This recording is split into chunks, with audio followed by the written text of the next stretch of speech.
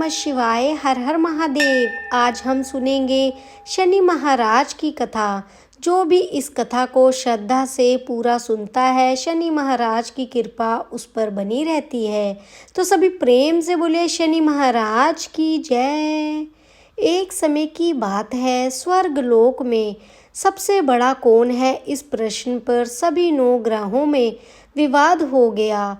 इस पर फैसला करने के लिए सभी नवग्रह राजा इंद्र के पास पहुँचे और वहां जाकर बोले, हे देवराज, आपको आज यह फैसला करना ही होगा कि हम में से सबसे बड़ा कौन है। यह प्रश्न सुनकर तो देवराज इंद्र उलझन में पड़ गए। उन्होंने सोचा कि किसे बड़ा बताऊं, किसे छोटा बताऊं। जिसे छोटा बता दूंगा वही नाराज हो जाएगा, मैं तो परेशानी में पड़ जाऊंगा। अपने आप को बचाते हुए देवराज इंद्र ने कहा कि मैं इसका फैसला नहीं कर सकता। पृथ्वी लोक के राजा विक्रमादित्य हैं, वही इसका फैसला कर सकते हैं। सभी 9 ग्रह राजा विक्रमादित्य के दरबार में पहुंचे और राजा विक्रमादित्य से जाकर बोले कि राजा, हमारा फैसला करें। हम में से कौन बड़ा ग्रह है, सबसे बड़ा कौन है और कौन ग्रह सबसे छोटा है। यह प्रश्न सुनकर राजा विक्रमादित्य भी कुछ देर के लिए परेशान हो गए, क्योंकि सभी ग्रह अपनी अपनी शक्तियों के कारण महान थे। किसी को भी छोटा या बड़ा कहना उनके लिए परेशानी का कारण बन सकता था। तभी राजा विक्रमादित्य को एक उपाय सूझा। उन्होंने अलग अलग धातुओं के जैसे सोना, चांदी, कांसा, तांबा, सीसा, रांगा, जस्सा, अभ्रक और लोहे, इनके 9 आसन बनवाए। सबसे आगे सोना और सबसे पीछे लोहा का आसन रखा गया। राजा ने सभी देवताओं को, सभी 9 ग्रहों को अपने पनों आसन पर बैठने को कहा। राजा विक्रमादित्य ने कहा कि जो जिसका आसन हो वह ग्रहण करे। जिसका आसन पहले होगा वह सबसे बड़ा होगा और जिसका आसन सबसे बाद में होगा वही सबसे छोटा माना जाएगा।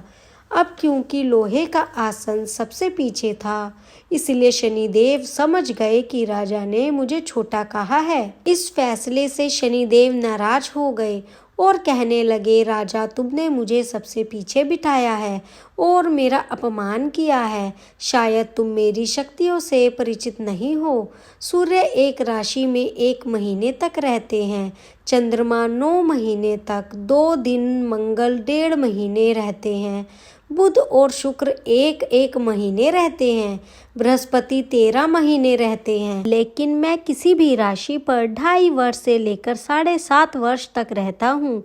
बड़े बड़े देवताओं को, बड़े बड़े राजाओं को मैंने अपने प्रकोप से पीड़ित किया है। अब तुम मेरे प्रकोप से सावधान रहना। इस पर राजा विक्रमादित्य ने कहा कि जो कुछ भाग्य में होगा देखा जाएगा। कुछ समय के बाद राजा विक्रमादित्य पर 7.5 की दशा आई तो शनिदेव एक घोड़े के व्यापारी का रूप धारण करके उनके राज्य में आए। बहुत से घोड़े के साथ विक्रमादित्य के नगर में घूमने लगे तो उन्हें घोड़े बहुत अच्छे लगे। उन्होंने एक अच्छे से घोड़े को अपनी सवारी के लिए चुना और उस पर चढ़ बैठे। राजा जैसे ही घोड़े पर सवार हुए, वह घोड़ा बिजली की गति से दौड़ने लगा। तेजी से दौड़ता रहा और राजा को दूर एक जंगल में लेकर गया। वहां पर राजा को उसने गिरा दिया और गायब हो गया। राजा अपने नगर को लौटने के लिए जंगल में भटकने लगे कि मुझे बाहर निकलने का कोई रास्ता मिल जाए, लेकिन राजा को रास्ता ही नहीं मिला। राजा को बहुत तेज भूख प्यास लगी थी। जंगल में बहुत देर तक घूमने के बाद राजा को एक चरवाहा मिला। राजा ने उससे पानी मांगा। पानी पीकर राजा ने चरवाहे को अपनी अंगूठी दे दी और उससे रास्ता पूछकर जंगल से बाहर निकल गए। जंगल से बाहर निकलकर पास के एक नगर में चले गए। जब राजा नगर में पहुंचा तो बहुत थक चुका था। कुछ देर विश्राम करने की इच्छा से एक सेठ की दुकान पर बैठ गए। कुछ देर तक सेठ की दुकान पर बैठे तो सेठ की बिक्री बढ़ने लगी। सेठ ने राजा को भाग्यवान समझा। सेठ जी राजा को पहचान ही नहीं पा रहे थे, कि यह राजा विक्रमादित्य है, लेकिन सेठ जी ने सोचा कि अगर यह व्यक्ति कुछ दिन तक मेरे घर पर ही रुक जाए तो मेरा मुनाफा तो दिन दुगना और रात चौगुना हो जाएगा। बस यही सोचकर सेठ जी राजा को अपने घर ले गए और एक कमरे में बिठा दिया और उससे कहने लगे, मैं अभी आता हूँ, तुम यहीं पर बैठो। सेठ के घर में सोने का हार एक खूंटी पर लटका हुआ था। जिस कमरे में राजा बैठा था उसी कमरे में वह खूंटी थी। जैसे ही सेठ जी बाहर गए तो राजा के देखते ही देखते खूंटी सोने के हार को निगलने लगी। थोड़ी देर बाद जब सेठ जी आए तो उन्होंने देखा खूंटी पर हार नहीं है। जब उन्होंने राजा से इस बात के बारे में पूछा तो राजा कोई उत्तर नहीं दे पाए।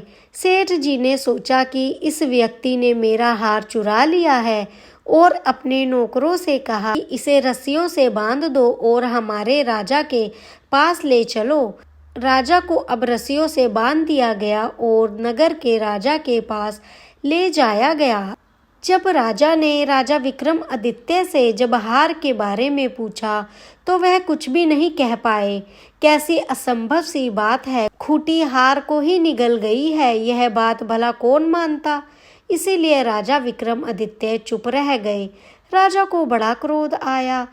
एक तो चोरी की है, ऊपर से अब मौन रहकर मेरा अपमान भी कर रहा है। इसी अपराध में उन्होंने राजा विक्रमादित्य के हाथ पांव काटने का आदेश दे दिया। सैनिकों ने राजा विक्रमादित्य के हाथ पांव काट दिए और उन्हें सड़क पर छोड़ दिया। कुछ दिन तक वहीं पर पड़े रहने के बाद एक तेली उन्हें उठाकर अपने घर ले गया। उसने राजा विक्रमादित्य को अपने कोलू पर बिठा दिया। राजा आवाज देकर बैल को हाँकता रहा और इस तरह तेली के बैल चलते रहे। राजा को भोजन मिलता रहा। शनि प्रकोप की 7.5 पूरी हुई। वर्ष ऋतु आरंभ हो गई। एक रात राजा विक्रमादित्य मेघ मल्हार गा रहे थे। तभी नगर की राजकुमारी मनभावनी रथ पर सवार होकर वहां से गुजरी। जब राजकुमारी ने वह गीत सुना तो उसे बहुत अच्छा लगा। राजकुमारी ने अपनी दासी को भेजा और गाने वाले को बुलाकर लाने को कहा। दासी ने राजकुमारी को बताया कि यह गीत गाने वाला तो अपंग है, लेकिन राजकुमारी को तो उसके गीत पर मोहित हो गई थी। सब कुछ जानते हुए भी उसने उस अपंग से विवाह करने का निश्चय किया। राजकुमारी ने अपने माता पिता से जब यह बात कही तो वह भी हैरान रह गए। उन्होंने राजकुमारी को समझाने का बहुत प्रयास किया, लेकिन राजकुमारी तो जिद पर अड़ गई और कहने लगी कि अगर उससे मेरा विवाह नहीं हुआ तो मैं अपने प्राण त्याग दूंगी। आखिरकार राजा रानी ने विवश होकर अपंग राजा विक्रमादित्य से राजकुमारी का विवाह कर दिया। विवाह के बाद राजा विक्रमादित्य और राजकुमारी उस तेली के घर में ही रहने लगे। एक रात स्वप्न में शनिदेव ने राजा विक्रमादित्य से कहा, राजन, तुमने मेरे प्रकोप देख लिया है, ना मैंने तुम्हें अपने अपमान का दंड दिया है।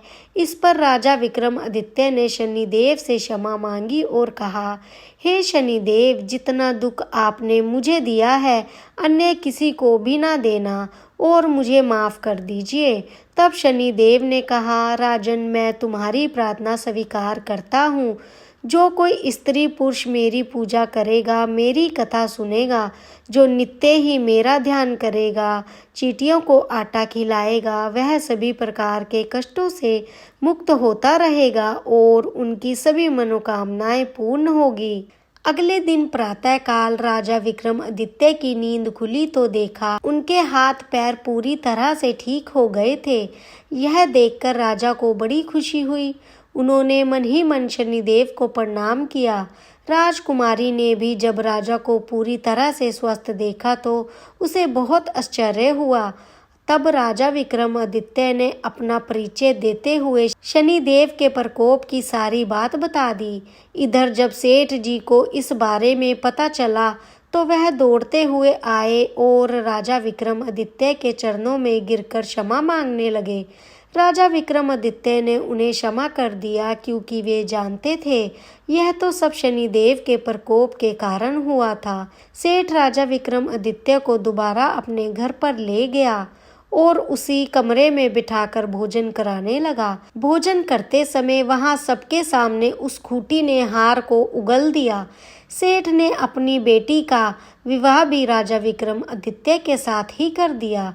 बहुत से स्वर्ण आभूषण धन आदि देकर राजा को विदा किया। राजा विक्रमादित्य राजकुमारी वन भवानी और सेठ की बेटी के साथ अपने नगर में वापस पहुँचे तो नगरवासियों ने बड़े हर्ष के साथ उनका स्वागत किया। अगले ही दिन राजा विक्रमादित्य ने पूरे राज्य में घोषणा करा दी कि शनिदेव सब ग्रहों में श्रेष्ठ है और सब स्त्री पुरुष प्रत्येक शनिवार को उनका व्रत किया करें और उनकी व्रत कथा सुना करें। तो सभी प्रेम से बोले शनि महाराज की जय। प्राचीन समय की बात है, एक गांव में एक ब्राह्मण देवता निवास करते थे। वे अत्यंत सरल, शांत स्वभाव और ईश्वर में आस्था रखने वाले व्यक्ति थे। भगवान का स्मरण करते और सादा जीवन जीते थे। एक रात जब वो सो रहे थे तभी उन्होंने स्वप्न में एक अद्वितीय दृश्य देखा। उन्होंने देखा कि एक नीले रंग की घोड़ी पर सवार, नीले वस्त्र धारण किए हुए एक गंभीर तेजस्वी पुरुष उनकी ओर बढ़ रहे हैं। उस पुरुष का स्वर भारी और प्रभावशाली था। उन्होंने ब्राह्मण से कहा, हे ब्राह्मण, मैं तुझे लगूंगा। यह सुनते ही ब्राह्मण घबरा गए और नींद से जाग गए। उनका हृदय भय से भर गया। वे पूरी तरह सो नहीं सके। अगली रात फिर से वही सपना उन्हें दिखाई दिया। तीसरी रात, चौथी रात भी हो गई, सेम दृश्य दोहराया गया। प्रतिदिन वही सपना आने लगा। अब तो ब्राह्मण देवता अत्यंत चिंतित हो गए। वे दिन प्रतिदिन दुर्बल होने लगे। उनका मुख मुरझा गया, शरीर क्षीण हो गया। पत्नी ने यह सब देखा तो उनसे कारण पूछा। ब्राह्मण ने अपनी पत्नी को पूरा स्वप्न बताया। ब्राह्मणी ने ध्यानपूर्वक सुनकर कहा, स्वामी, वे कोई साधारण पुरुष नहीं थे। वे अवश्य ही शनिदेव होंगे। यदि वे फिर स्वप्न में आए, उनसे विनम्रता से कहना कि वे लगे पर सवा पहर से अधिक न लगे। उसी रात शनिदेव पूर्ण स्वप्न में प्रकट हुए। इस प्रकार ब्राह्मण ने साहस करके कहा, हे प्रभु, आप लगना चाहते हैं तो बताइए कितने समय के लिए। शनिदेव बोले, 7 वर्ष। यह सुनकर ब्राह्मण कांप उठे और बोले, हे प्रभु, 7 वर्ष की दशा में सहन नहीं कर पाऊंगा। तभी शनिदेव बोले, तो 5 वर्ष। ब्राह्मण ने फिर मना किया। फिर शनिदेव बोले, 2.5 वर्ष। ब्राह्मण ने वह भी अस्वीकार कर दिया। अंत में शनिदेव बोले, तो सवा पहर तो लगूंगा ही। इतना समय तो मैं कोढ़ी, कंगली और भिखारी को भी देता हूँ। ब्राह्मण ने हाथ जोड़कर कहा, हे प्रभु, सवा पहर स्वीकार है। इस प्रकार ब्राह्मण देवता पर सवा पहर की शनि दशा आरंभ हो गई। सुबह उठते ही उन्होंने अपनी पत्नी से कहा, मेरे ऊपर सवा पहर की शनि दशा लग गई है। मैं यह समय जंगल में व्यतीत करूंगा। मेरे लिए भोजन बांध दो। इस समय घर में शांति बनाए रखना। कोई गाली दे तो सह लेना, किसी से झगड़ा मत करना। इतना कहकर ब्राह्मण जंगल की ओर चल पड़े। जंगल में जाकर वे एक पीपल के वृक्ष के नीचे बैठ गए और हनुमान जी का स्मरण करने लगे। समय धीरे धीरे बीतने लगा। एक पहर निकल गया। ब्राह्मण ने सोचा कि शेष समय रास्ते में बीत जाएगा। यह सोचकर वे लौटने लगे। रास्ते में उन्हें एक बाड़ी दिखाई दी जिसमें मतिरे लगे थे। उन्होंने माली से एक मतिरा खरीदा, पोटली में बांधा और आगे बढ़ गए।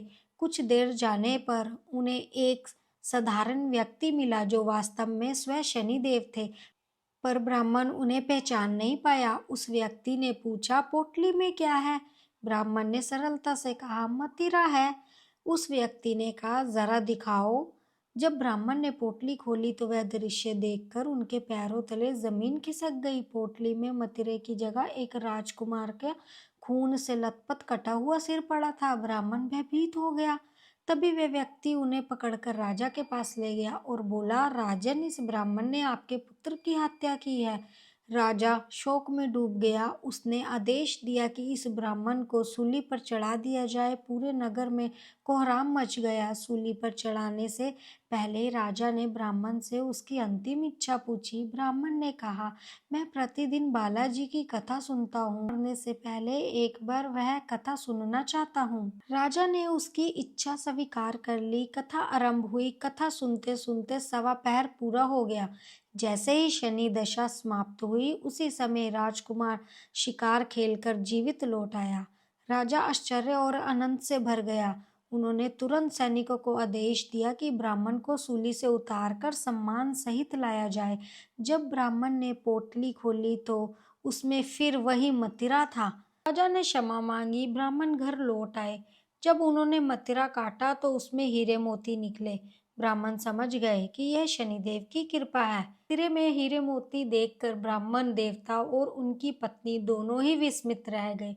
जब ब्राह्मण ने अपनी पत्नी से कहा, भाग्यवती, जब शनि की दशा लगी थी तब यही मदिरा राजकुमार का कटा हुआ सिर बन गया था और अब दशा उतरते ही यही मदिरा हमें धन का भंडार देकर गया है।